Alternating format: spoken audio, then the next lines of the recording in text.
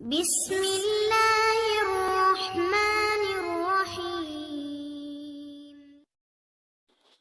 الحمد للہ رب العالمین والصلاة والسلام علی سید الانبیاء والمرسلین، اما بعد فاعوذ باللہ من الشیطان الرجیم، بسم اللہ الرحمن الرحیم۔ اللہم افتح علینا حکمتک وانشر علینا رحمتک یا ذا الجلال والاکرام۔ الحمدللہ ثم الحمدللہ، گزشتہ کئی جمعوں سے ہم نماز کے بیان کا ذکر کر رہے ہیں، جس میں ہم نے نماز کے مختلف مسائل کو سیکھا ہے، اور آج بھی ہم انشاءاللہ نماز کے بیان پر ہی بات کریں گے، جبکہ آج ہمارا لیکچر نمبر 20 میں نفل نمازوں کے بارے میں ذکر کیا جائے گا اور ان کے مسائل کو بیان کیا جائے گا۔ تو آئیے اپنے سبق کی طرف بڑھتے ہیں اور نفل نماز کے مسائل کو سیکھتے ہیں۔ نفل نماز کے بیان میں پہلا مسئلہ ہے کہ نمازیں تو شرع کی طرف سے مقرر ہیں، اگر اس سے زیادہ کسی کا پڑھنے کو جی چاہے تو جتنا زیادہ پڑھے اتنا ہی زیادہ ثواب ہوگا۔ صرف اس بات کا خیال رکھیں کہ جن اوقات میں نماز پڑھنا مکروہ ہے اور تو ان اوقات میں فرائض اور سنن کے سوا نوافل بھی پڑھنا مکروہ ہے۔ مسئلہ نمبر 2 ہے کہ بعض نفلوں کا ثواب بہت زیادہ ہوتا ہے،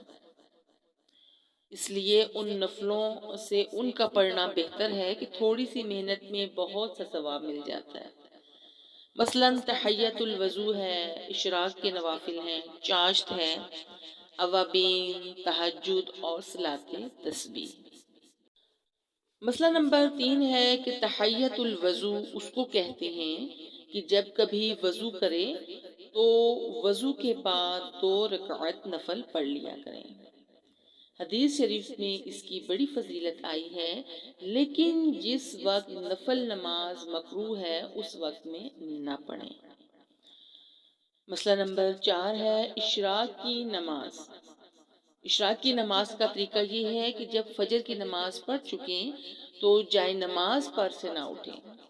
بلکہ اس جگہ بیٹھے بیٹھے کوئی ورد، کوئی درود شریف یا کوئی وظیفہ پڑھتے رہیں، یعنی اللہ کی یاد میں لگے رہیں اور دنیا کے کام نہ کریں، اور جب سورج نکل آئے اور ذرا اونچا ہو جائے تو 2 رکعت یا 4 رکعت پڑھ لیں، تو 1 حج اور 1 عمرے کا ثواب ملتا ہے۔ اگر فجر کے بعد دنیا کے کسی کام دھندے میں لگ گئے اور پھر سورج ذرا اونچا ہوا اور پھر عشاء کی نماز پڑھی تو یہ بھی درست ہے،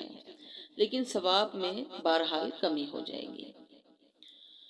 مسئلہ نمبر 5 ہے کہ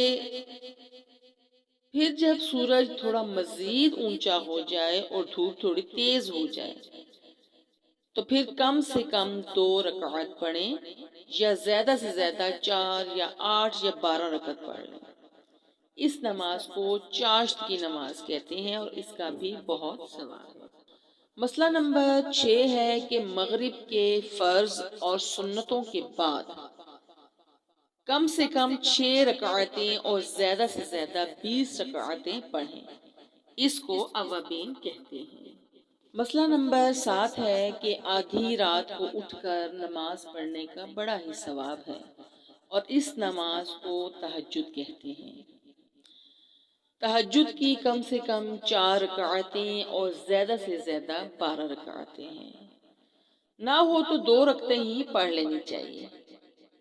اگر پچھلی رات کو یعنی کہ سحر کے وقت ہمت نہ ہو تو عشاء کے بعد پڑھ لیں، مگر ویسا ثواب نہیں ہوگا جیسا کہ تہجد کے وقت اور سحری کے وقت اٹھنے پر ملے گا۔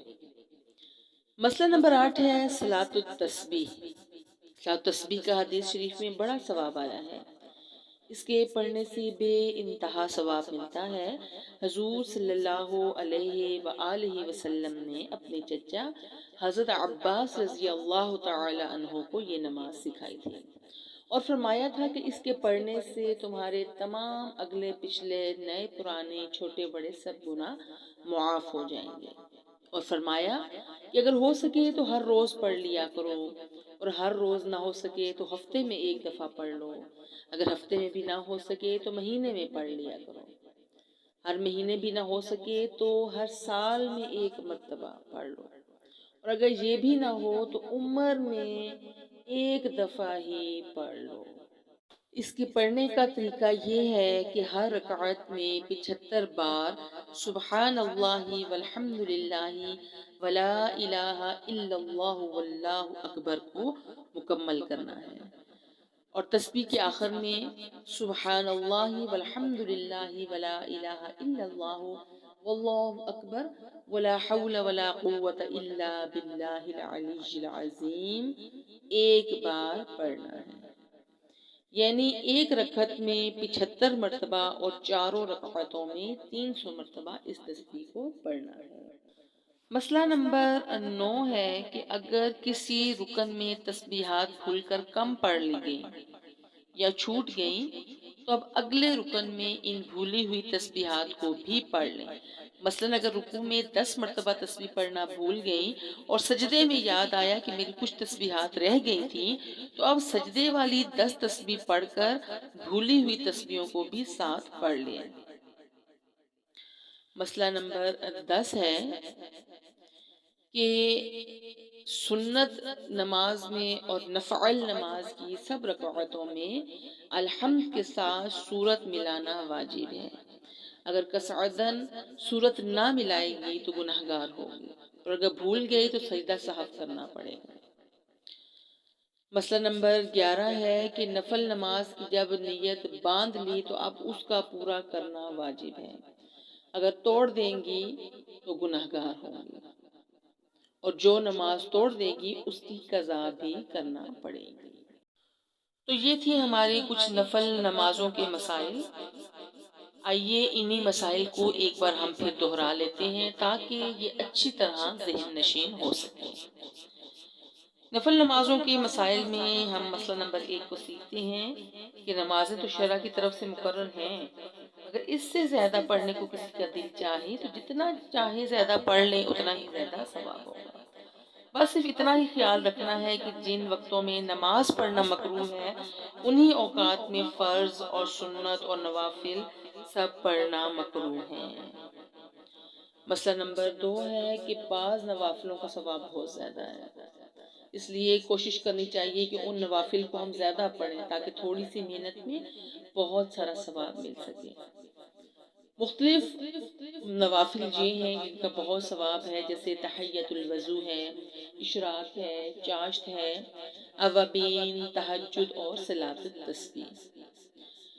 مسئلہ نمبر 3 ہے کہ تحیۃ الوضو اس کو کہتے ہیں کہ جب کبھی انسان وضو کر لے تو وضو کے بعد 2 رکعت نفل پڑھ لیا کرے۔ حدیث شریف میں اس کی بہت فضیلت آئی ہے، لیکن نفل نماز پڑھتے وقت مکروہ وقت کا دھیان رکھنا چاہیے۔ مسئلہ نمبر 4 ہے کہ اشراق کی نماز۔ اشراق کی نماز کا طریقہ یہ ہے کہ جب فجر کی نماز پڑھ چکیں تو جائے نماز پر سے نہ اٹھیں، بلکہ اسی جگہ بیٹھے بیٹھے درود شریف یا کوئی کلمہ، کوئی وظیفہ، کوئی اللہ کی یاد میں ذکر کرتے رہیں، اور دنیا کے کسی کام کو مت کریں۔ جب سورج نکل آئے اور ذرا اونچا ہو جائے تو 2 رکعت یا 4 رکعت پڑھ لیں، اور اس کا ثواب 1 حج اور 1 عمرے کا ملتا ہے۔ لیکن اگر فجر کے بعد کسی دنیا کے کام دھندے میں مصروف ہو گئیں اور پھر ذرا سورج اونچا ہو کے اشراق کی نماز پڑھی تو یہ بھی درست ہے، لیکن اس طرح ثواب کم ہو جائے گا۔ مسئلہ نمبر 5 ہے کہ اب سورج تھوڑا اور مزید اونچا ہو جائے اور دھوپ تیز ہو جائے تو اب 2 رکعت یا 4 یا 8 یا 12 پڑھ لیں، تو اس نماز کو چاشت کی نماز کہتے ہیں، اس کا بھی بہت ثواب حدیث میں ذکر کیا گیا ہے۔ مسئلہ نمبر 6 ہے کہ مغرب کے فرض اور سنتوں کے بعد کم از کم 2 رکعت اور زیادہ سے زیادہ 20 رکعتیں پڑھنے کو اوابین کہتے ہیں۔ مسئلہ نمبر 7 ہے کہ آدھی رات کو اٹھ کر یعنی سحر کے وقت خصوصی طور پر نماز پڑھنے کا بڑا ثواب ہے، اور اس نماز کو تہجد کی نماز کہا گیا ہے۔ اگر ہمت ہو تو اس کو سحر کے وقت پڑھیں تاکہ پورا ثواب حاصل کریں، اور جو ہمت نہ کر سکیں کہ پچھلی رات کو اٹھنا مشکل ہو جائے تو عشاء کی نماز کے ساتھ بھی 2 رکعت پڑھے جا سکتے ہیں، مگر ویسا ثواب نہیں ہوگا جیسا کہ تہجد میں اٹھنے کا ثواب ہوگا۔ مسئلہ نمبر 8 ہے صلاۃ التسبیح۔ حدیث شریف میں صلاۃ التسبیح کی بہت فضیلت آئی ہے۔ خود حضور صلی اللہ علیہ وآلہ وسلم نے اپنے چچا حضرت عباس رضی اللہ تعالی عنہ کو یہ نماز سکھائی اور فرمایا کہ اس کے پڑھنے سے تمہارے تمام اگلے پچھلے ظاہر باطن، چھوٹے بڑے نئے پرانے سب گناہ معاف ہو جائیں گے، اور فرمایا کہ اگر انسان کے گناہ سمندر کی جھاگ کے برابر بھی ہوں تو اللہ رب العزت صلاۃ التسبیح کے صدقے معاف فرما لیتے ہیں، اور پھر فرمایا کہ اگر ہو سکے تو اس کو ہر روز پڑھو، اگر ہر روز نہ ہو سکے تو ہفتے میں 1 دفعہ پڑھ لیں، اور اگر ہفتے میں 1 دفعہ نہ ہو تو مہینے میں 1 دفعہ پڑھ لیا کرو، ہر مہینے بھی نہ ہو سکے تو ہر سال میں 1 مرتبہ پڑھ لو، اگر یہ بھی نہ ہو سکے تو عمر بھر میں 1 دفعہ پڑھ لو۔ اس کے پڑھنے کی ترکیب کچھ اس طرح ہوگی کہ ہر رکعت میں 75 دفعہ تسبیح سبحان اللہ والحمد للہ ولا الہ الا اللہ واللہ اکبر کو پڑھنا ہوگا،